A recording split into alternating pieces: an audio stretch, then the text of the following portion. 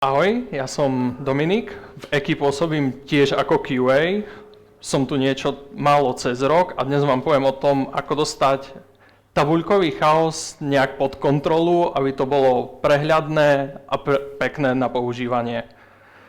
Niektorí z vás možno poznáte, keď máte nejaké šerované zariadenia, že žijú samostatne v nejakých tabuľkách, o ktorých polka ľudí ani nevie. A je to potom fakt problém, keď si niekto chce požičať to zariadenie a je tam napísaný niekto úplne iný, ale to zariadenie máte v ruke.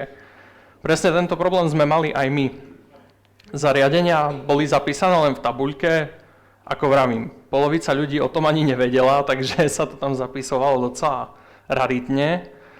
A bol tam nedostatok informácií tým pádom, pretože tie zariadenia vlastne museli ste hľadať po Slack kanáloch, chodiť od stola ku stolu. Nebolo to úplne najpríjemnejšie a občas som sa cítil nejako takto. Začali sme ale brainstormovať teda nad tým, ako tento problém vyriešime, aby sme dosiahli toho, že to tam ľudia budú skutočne zapisovať. A vymysleli sme niečo, čo pozná každý z nás, jednoduchá aplikácia. Prečo aplikácia? Pretože dostane sa to najľahšie medzi ľudí interne. Všetci z nás máme nejaké aplikácie v telefóne, takže používanie bude prirodzené svojím spôsobom. A požičanie s vrátením sa dá vybaviť vlastne jednoducho na pár klikov, ideálne na jeden. Rozmýšľali sme, ako budeme túto aplikáciu distribuovať. Mali sme na výber dať to na všetky testovacie šerované zariadenia vo firme. Mali sme možnosť to dať na jeden erárny tablet napríklad. Alebo bude to mať každý sám u seba v telefóne a bude si to zaklikávať, keď príde späť k stolu. My sme išli cestou toho, že vyvinieme aplikáciu, aby ju mal každý sám u seba na telefóne. Jak ju ale vytvoríme? To bol ďalší dotaz, ktorý sme sa museli vlastne pýtať. Ja ako tester neviem predsa vytvárať aplikácie. Pomôže nám s tým samozrejme AI. No, predstava vyzerala nejako takto, pretože však AI zvládne všetko na pár klikov. V skutočnosti to vyzeralo nejako takto, pretože celá tá aplikácia bola generovaná pomocou 4 jazykových modelov a nakoniec, ako spomínala Madina predo mnou, využili sme celofiremného Clauda. Keď už som mal, že to budem vlastne nejakým spôsobom riešiť cez AI, tak bola otázka, ako to budem vlastne konkrétne riešiť. Nejaký iOS iba, alebo na obe platformy to spracujeme.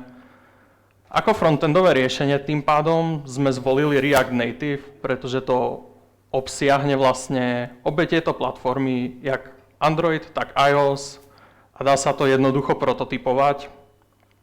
Ako backend, tam bolo mnoho možností, zvolil som pomalšiu možnosť, a to Google Apps Script, pretože je to priamo nalinkované na tú tabuľku, nie je potreba tam vymýšľať žiadnu ťažkú logiku a Claude sa s tým lepšie pochrúme.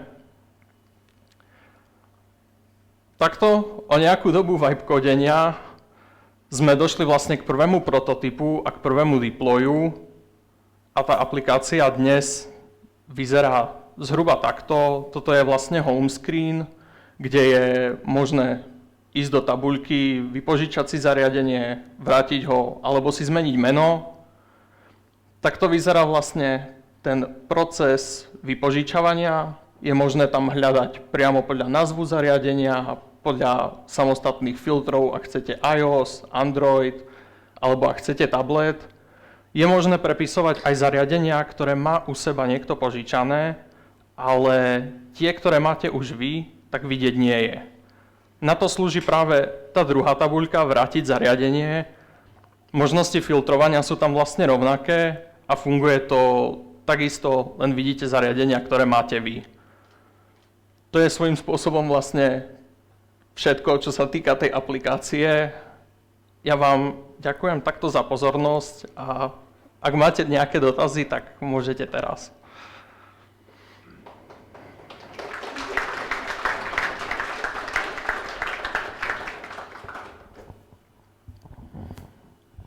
moc za prezentaci.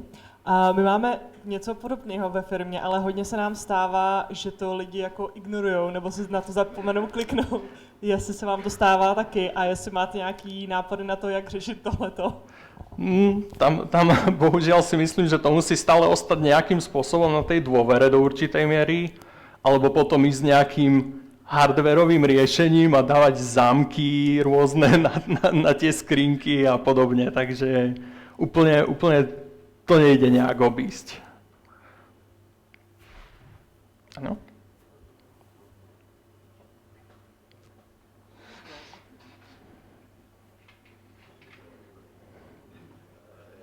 Možná jsem trošku naivní, nebo dělám v poněkud jiném typu firmy, ale ty zařízení jako na sobě nemají inventární štítek s nějakým kódem, který by se načetl.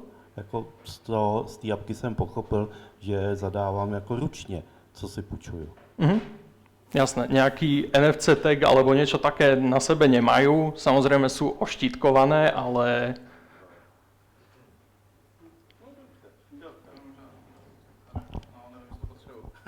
Děkuju.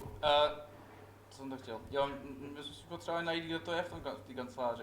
Vy máte nějaké místo, kde to prostě jako žije a tam se to lidi a pak tam vrátí. áno, máme jednu vlastne šerovateľnú skriňu, kde sú všetky tie telefóny pokope. Vy potřeba spíš vědět, kde to zrovna jako je zahození. No? To jsou ty taky. Jenom rychlý dotaz, nevšiml jsem si toho, jestli je tam i, co to má za verzi toho Androidu nebo iOS a když to někdo vyupdateuje na tom zařízení, jestli se to nějak promítne nebo jak tohle trackujete. A vzhľadom na to, že to mám zatiaľ len naprototypované v Expo Go, čo je vlastne k Reactu najjednoduchší spôsob, ako nejak nahodiť apky, tak to som si úplne ešte nezisťoval. Je to v procese, aby to fungovalo potom separátne ako samostatná aplikácia na test flighte a podobných vlastne formátoch. Máte teda zkontrolovaný, jestli tam fakt jsou ty zařízení třeba vrácený, nebo jestli tam, jak tam probíhá nějak ta kontrola, nebo každý sám za sebe jenom? Malo by sa to práve zapisovať vtedy, keď si to vezmete, tak si zapíšete to zariadenie takisto aj s tým vrátením. Já jenom doplním, že co se týká těch nějakých notifikací, že to má někdo vrátit, tak to se asi dá doplnit tam, že tam máte jenom datum a budete posílat e-mail nebo tím si asi nemáte, když jedete na Google systém, ale to je poměrně jednoduše řešitelné, stačí to akorát kódově dát a to tam nic. Když teda budu optimista a nebudu realista, podle toho černobílého obrázku. Jasné. Tak, ak to je všetko, ďalšie otázky kľudne u jedla, u pivka.